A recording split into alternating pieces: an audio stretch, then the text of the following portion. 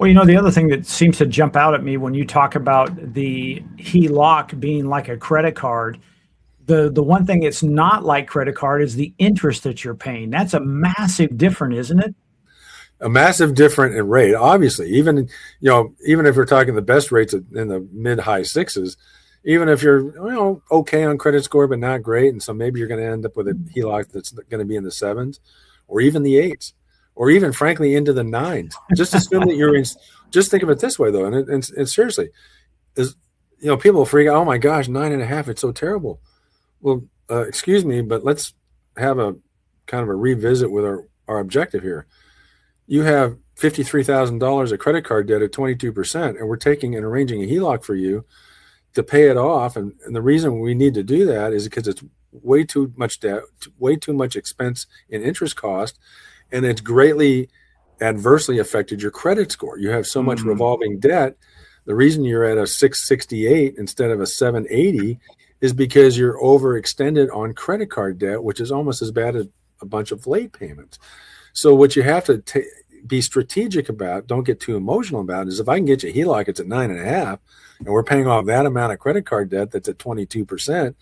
That's what am I waiting for? Slam dunk, push the button, go. Let's get it done. Then, and this is the other consideration with a HELOC: discipline to not over borrow. That's what do you mean by that? Well, it's a danger with HELOCs, because remember, a HELOC is like a credit card secured by your house. And once folks get one sometimes, and if they have a lot of excess credit that they haven't used, you can start to lose discipline. Because you're going to realize, wow, this money's like a credit card. And you may get an impulse to buy something or pay for something, an event or what have you, and suddenly what creeps in is you start using your HELOC for expenditures that are not asset related. You're not improving your property. You're not improving your financial situation by reallocating your debt cost away from high interest credit cards to this other financing vehicle secured by your house, understanding in that journey, you've got to rethink your behavior going forward, so you're not going back and running up the consumer debt again to where you have to come back to that HELOC and do it a second time.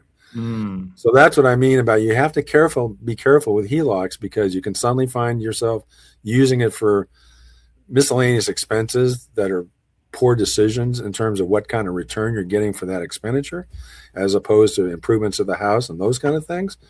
And then just the fact that,